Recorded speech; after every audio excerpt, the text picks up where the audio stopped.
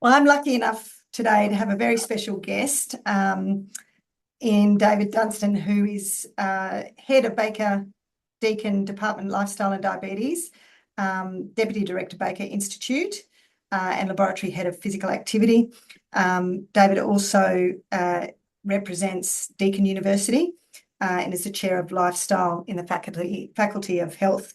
David and I were laughing earlier that and I'll show this to Rob, but we'll always be younger than our colleague Robert Newton, but that your work has been an inspiration and driver in our profession for a very long time now, particularly around the space of diabetes and metabolic health. That's been a very dedicated commitment. I'm going to throw you off a little bit here because I would love to hear your connection to that interest. David, what led you into that space? Is there a personal story or link there? There is actually, and thanks for having me. I came out of my undergraduate and wondering what on earth would I do in my PhD, and I stumbled across Professor Ian Puddy, Professor Alan Morton at the University of Western Australia, who are both interested in having a PhD student, and the topic was looking at the role of dietary dietary fish and fish oil supplementation in people with type 2 diabetes. So before that, I didn't even have too much of an idea of what diabetes was. But from that, we were able to look at the combined benefits of dietary fish supplementation and also regular exercise in people with type 2 diabetes. So that was my entry into the world of diabetes. And I think I've actively pursued it for the last 2 decades because I know just how beneficial regular physical activity is for the management of type 2 diabetes and also, of course, the prevention of type 2 diabetes. So that's really how I entered into the diabetes world. You were matched to a dedicated pursuit. Yeah. Mm-hmm. And that's that commitment and dedication in that space is really clear in your work. You mentioned even in that storytelling around how you developed a relationship with that research and why it's such a strong and powerful story for you and impact space is physical activity. And I know that we get a lot of questions from consumers and clients around physical activity and exercise medicine and what the difference is between those two. And I'd like to throw that question to you in that space. Yeah, it's a good question. And I guess if we look back at the definition of physical activity, it's any bodily movement undertaken using skeletal muscle that leads to energy expenditure. So just me standing here now, I'm moving around. That is some form of physical activity. And I think what we've seen in the last decade is an increased appreciation that physical activity occurs across a spectrum. From that spectrum of me just ambling around now to when I progressively walk faster, and then I'm walking at a moderate pace, and then of course when I break into a jog or even a sprint, I'm into that moderate to vigorous intensity activity. And I think what we have to appreciate that within that big umbrella term of physical activity, exercise is just one part of that umbrella term of physical activity. That's the structured type of physical activity that's undertaken to improve one's health. And I think the exercise as medicine is such a fantastic concept because we have decades of evidence showing that regular exercise, including strength training, or I'm sure we'll get to the strength training, but including strength training, has a number of benefits for firstly preventing these chronic conditions, but also for those that have a chronic condition, for instance, type 2 diabetes. Regular exercise is essentially can be a medicine because what it can do is have multiple health benefits like controlling blood glucose levels, controlling blood pressure, improving mood, controlling blood lipids. So we see it as a really powerful or potent form of physical activity.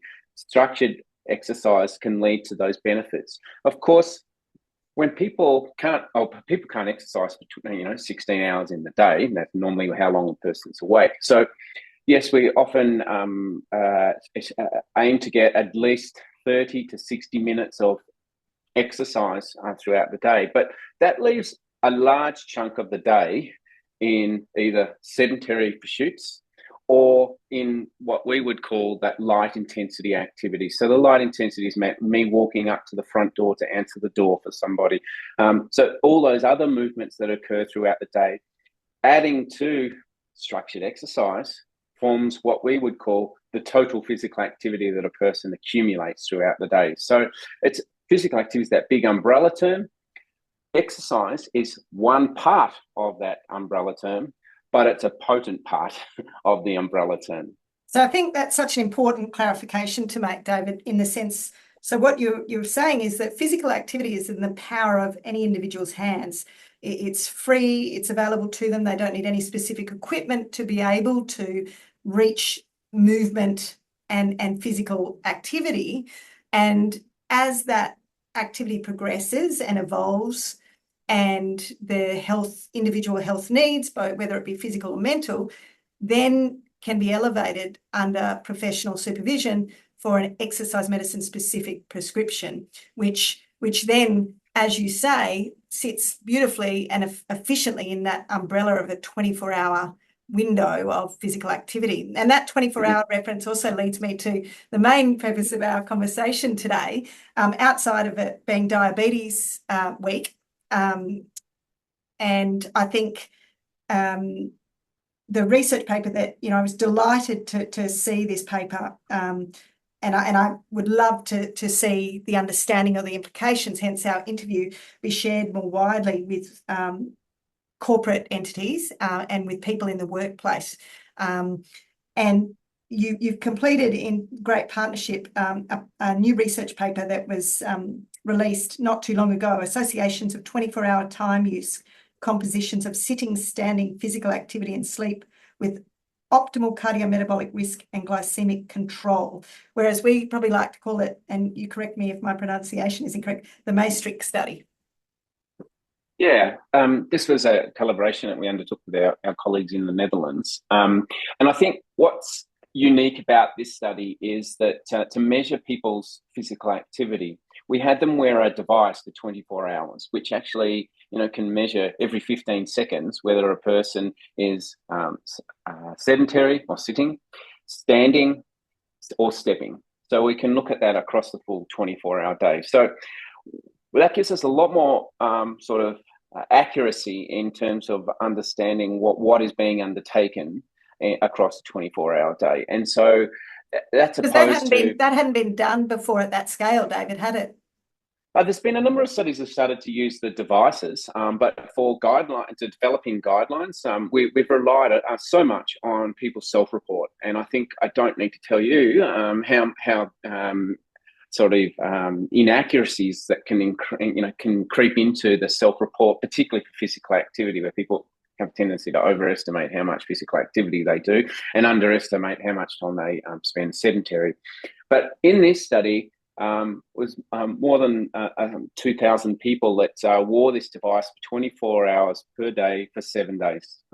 So it's a huge cohort, an impactful, powerful cohort size. Yeah, but the real question we wanted to address is looking at people's metabolic health profile. So we wanted to understand about effects on blood pressure, effects on waist circumference, effects on blood glucose. But to do that, what we did was combine all of those to create what we call an aggregated cardiometabolic risk score. And what we wanted to find is what's the most optimal level of the behaviours that we undertake throughout a 24-hour day. What's the optimal levels to get the better cardiometabolic risk profile? And so what is the best way any individual can spend 24 hours to mitigate heart risk, metabolic risk, and secondary mental health risks or general health? Yeah, but just so the most efficient physical activity prescription possible for longevity and good health. Yeah, well, this is largely about cardiovascular and metabolic health. I think other studies now have to look at the mental health benefits, etc. And I think that this just opens the door for understanding the 24-hour behaviours. And I think one very important point here is that why do we look at the 24 hours? Of course, we have sleep and we have time when we're awake, but the time, if you're in one behavior, invariably it displaces another behavior. Let's take an example. If I sit for 7 hours in the day, that's taken 7 hours away from me being physically active. Of course, if I'm only sedentary for 5 hours in the day, I've got greater opportunity to engage in more physical activity throughout the day because I'm sitting less. So what we understand here is that if you substitute one behaviour for another behaviour, you're changing your whole 24-hour profile. But what we did do is identify, well, what are the optimal ranges? This is a bit almost like the Goldilocks phenomenon. So that's trying to find what is just right for obtaining the most optimal cardiovascular risk. And it's kind of like the magic, it's taking a lot of the work out for the average person. How do I, who may not like exercise, what's the minimum I can do to optimize my health outcomes or have an impact on my health? And I think that's one thing, a really important message to get across, that, this is the magic formula for how to spend the best 24 hours in your day. So what is the magic formula, Dave? Yeah, and I'll break it down by the different behaviours because obviously with sleep, what we found was the optimal was similar to what is the current recommendations of around 8 hours. So it was 8 hours and 20 is the recommendation for sleep. But then when we're not asleep and we're awake, the optimal breakdown was for sitting 6 hours per day, standing for 5 hours and 10 minutes per day, and then the activity part, so this is the moving part, was introduced. So we were able to break it down to that light intensity activity. Remember I mentioned about me walking to the front door? Yep. The recommended there was 2 hours and 10 minutes. And then, of course, the more moderate to vigorous type activity. So this is where I start to get puffed as I'm, walking more briskly or breaking into a jog, is 2 hours and 10 minutes as well. Now, the important thing here is that these devices, they measure people's activity every 15 seconds. So this is a very important point about you can accumulate these activities across the day. You don't have to do it in one chunk. Yeah. And so this is something that we've really moved away from in guidelines where, for instance, the previous guidelines said you have to do these in 10-minute blocks. Now, the recommendation is you could get 1 minute here, 2 minutes here, 3 minutes here, as long as you accumulate that 30 minutes or more throughout the day. So the optimal breakdowns there is just as a guide of how a person or a target for people to work towards, to strive towards getting a better metabolic risk score. And the curiosity around the 10 minutes being so precise as that additional. So this 10-minute precision aspect has come as a result of the statistics in analysing the metabolic and heart positive impacts, as you suggested, trying to find that sweet spot, as you say, for what is the sweet spot for optimising the outcomes for those areas. Yeah, and we're able to do that with a sophisticated statistical process that I won't go into elaborate detail, but it's called compositional data analysis. But what it does, as opposed to previous studies where it would look at just one behaviour in isolation and then just control for all the others, it puts everything into the mix about how people can mix up their day, over 24 hours. So it gets a bit closer to real life type settings where people do mix and match this throughout the day. Yeah. And so just to help maybe give a little bit more framework for those listening to the light versus the moderate activity, often we've used, and people tend to be quite used to, a perceived rate of exertion. So if we say, most perceived rate of exertion scales are out of 20, where for light would you be sitting in, and what if you went off dyspnea or breathlessness scale for someone, what would be your best recommendation for defining light for that 2 hours versus the moderate to intense? Well, the light is really at the earlier end or earlier start of the RPE. So, between that 6 and 8 sort of level, as opposed to moderate and vigorous, which is 13 or more. And as people get up to quite exhaustive exercise, they're right up to that, towards the 20 sort of mark. So it's really at that lower end where there is some effort, but it's not leading to breathlessness. And this is all relative, importantly, because for an older person, a light walk to the front door might be more towards a 10 moderate or 12, that's right. Yeah. So I think that we have to just sort of use that as a guide. But it does come back to that bottom line of that every move counts throughout the day.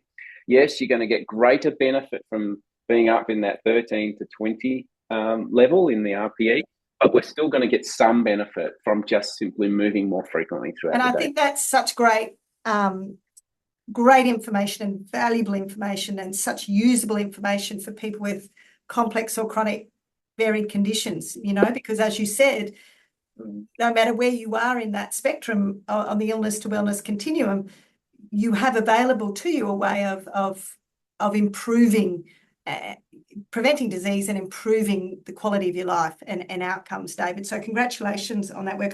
One of the things that I loved, that I'd love everyone to take away is a great quote that you gave me when we were talking earlier, is standing up is good, moving is better, and moving more briskly is best of all. Was what you'd said earlier. And ultimately, though, every move counts. And that's where it comes back to this, the mindset or mental health, because I think for me, what this research has done is it's given a lot of freedom and malleability to an opportunity back to people that may have thought, I'm not able to exercise at those intense levels. I don't think I can do that safely. And if they haven't got expertise or professional guidance to be able to support them at an exercise medicine level, then these frameworks really invite them back into the space of movement with confidence and proven outcomes that they're doing good work. Just as an example, David, because I know that you've done a lot of space on blood sugar levels, just if someone is achieving that light movement and improving even at the lightest level, if they stuck at the very lowest level of the moderate, the conservative 24-hour time frame, how could they impact? People understand their blood sugar levels and what a healthy blood sugar level is. How much could you drop your blood sugar levels sitting to that space? Yeah, and I think we can walk back to some of our early experimental work where we actually sought to find out, well, what happens on a single day when people either just sit all day or they sit, but every half an hour they get up and do some light walking, light intensity activity for just 2 to 3 minutes. And you accumulate that across, a 5-6 hour experimental day. And what was really amazing that when we first looked at this in overweight adults is that when we compared the single day of just sitting to a single day of where we broke up that sitting time with just light intensity activity, blood glucose control in these overweight adults was something like a 24% reduction by just breaking up the sitting throughout the day. So you could, in a working day, the greatest retort I would imagine in these findings is people working 8 hours a day at a desk, right? But by them just simply scheduling their phone and alarm, or making sure that they have intervalled cups of tea or water, hydration stops, that's an enormous improvement, David. That's and subsequent research, substance studies have really started to confirm this, and probably even more benefit is seen in people who have, for instance, type 2 diabetes, where there are such disturbed blood glucose levels. And we've actually gone to the point now of taking those findings and starting to apply them into a workplace setting. So we've had a number of interventions that have started to look at how to reduce sitting time and break up sitting time. I think what we see there is that we can get pretty dramatic reductions in the time that people are sitting, so much less time sitting.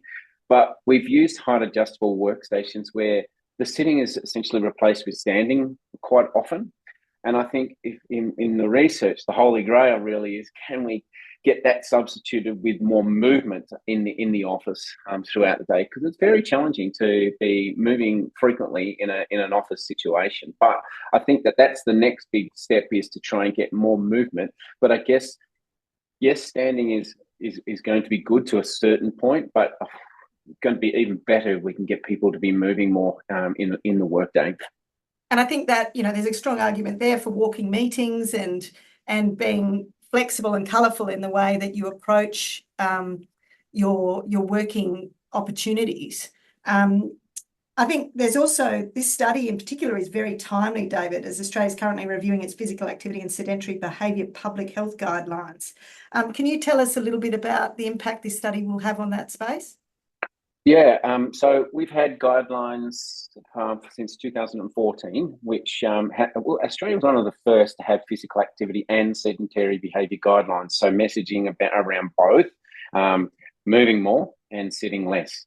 But this has evolved over the last 10 years or so, where there's countries like Canada who now have 24-hour movement guidelines. So they've actually provided recommendations on how long people should sleep, be sedentary, and move in a light manner and move in a moderate and vigorous manner. Australia has similar guidelines for children, but we don't have them currently for adults. But this is currently being reviewed, and I expect by the end of the year there will be a stakeholder engagement period where we can put input into it. But Australia is moving towards having a more holistic 24-hour movement guideline, and we probably suspect it's going to be similar to what the Canadian guidelines are, but this is all going to be based on the evidence review. But what it does do, this study that we just talked about, is timely because it can give some sort of tangible targets for people. Yeah. And also, if you then the next steps and you project forward, I mean, once they're endorsed and you've got a firm set of recommendations, then I imagine that's the sort of data then products like Apple and all the wearables start putting into their frameworks and start creating those baseline minimums in the devices that can then encourage these sort of behaviours. To ensure that those health outcomes are optimised. It's superb work, David, and it's just really, really exciting, particularly in the space of what is about to be a sudden influx of GLP-1, GLP-2 uptake, and I think a timely conversation around those differences between physical activity, exercise medicine, but, particularly when we're looking at the metabolic links between obesity and how we're moving away from BMI and more towards lean muscle mass as being the key indicator for health and disease prevention. It's really important to reinforce and remember that the physical activities, not only does it put you in a prevention space, but it also just fortifies and protects the blood sugar levels. Very, very different to your exercise medicine for strength and conditioning if you are taking one of those GLP-1, GLP-2 drugs, because we know there's a heavy sarcopenia responses to dose load, and there's a lot of good research going on at the moment to try and confirm that. The evidence we have is based on areas outside of that, such as oncology. So we're now, there's a lot of researchers really striving hard to quantify what is the best and most appropriate, as you've discovered from a physical activity point of view, the sweet spot for strength and conditioning training to optimize lean muscle mass. And I think, they're probably, from a metabolic health and heart health point of view, they're the two really important takeaways for people, I think, understanding that every move counts and that, as you say, standing up is good, moving is better, and moving more briskly is best. But if you are moving within that 24-hour period around those light frameworks of 2 hours and 10 minutes for light, 2 hours and 10 minutes for moderate, standing for 5 hours and 10 minutes, and then trying to limit that sitting to 6 hours a day while sustaining a good sleep routine of 8 hours a day, that's your optimum. That's your sweet spot. That's where you're going to find the best collective health outcomes. I'd probably add there what you just referred to as the strength and conditioning wasn't in that, other than it needs to be incorporated into people's day, because it's just the forgotten form of exercise that is just so important with advancing age, and as you said, with the increased use of these medications for obesity management. I think we also need to keep that at the forefront as well. Yeah, I think that's a critical part of this collective conversation, David. And thank you so much for your expertise and inspiration over the years. I always like to finish our interviews with the question of how does your work, given how much research you have done, this particular study, how has it changed, or has it changed the advice that you would give to your loved ones about how they move? I think it's just reinforced what I've been talking about for a number of years, is that every move counts, and I think we're seeing it in promotional series for World Health Organization, the US, Move Your Way. It's really pushing the importance of just simply moving more throughout the day is the key. So what I have shifted my focus in talking more about moving as opposed to exercise for our friends and family, because I say that moving incorporates exercise as well. But I think why I've changed in terms of using that sort of language is for many people that I've dealt with, for instance, those with type 2 diabetes, just the word exercise can be such a barrier for people. And you touched on this earlier, is that there are a number of people that even just getting to the minimum recommendations is just impossible, challenging. So I think it's taking those small steps, and we use a staircase approach to the promotion of more movement. So if you're starting at the very bottom of the stairs, just start by sitting less. And then when you move up to that step, start sitting less and moving more. And then when you move up further, you can start sitting less and moving more faster. And then, of course, providing that base to actually get to being prepared and ready to be able to undertake that what we know is that health enhancing exercise of moderate to vigorous type activities. I think, and that's a great way to close, in that, I think with, and it's the language historically that we have used around obesity and BMI, and there's such a psychological impact on how we talk about metabolic health. It's not like the quit smoking campaign where you can, the stick is the devil. You can't motivate and inspire real change and value by critiquing or offering opinions or direction. Most people, flip the middle finger and go, I'll do what I like. Thank you very much. I won't be told by the nanny state about what I need to be doing. So what I love about this research is that it gives ownership back to people. It gives flexibility to them. How do I want to do this? At what pace do I want to do this? They're not being judged. They're not being critiqued. There's no strict directive. There's just a framework that they can move forward and chip away at. And I've got to congratulate you and your colleagues for that. And it's a wonderful outcome. And I look forward to the stakeholder interventions at the end of the year and hopefully seeing a formal release in 2025, Dave.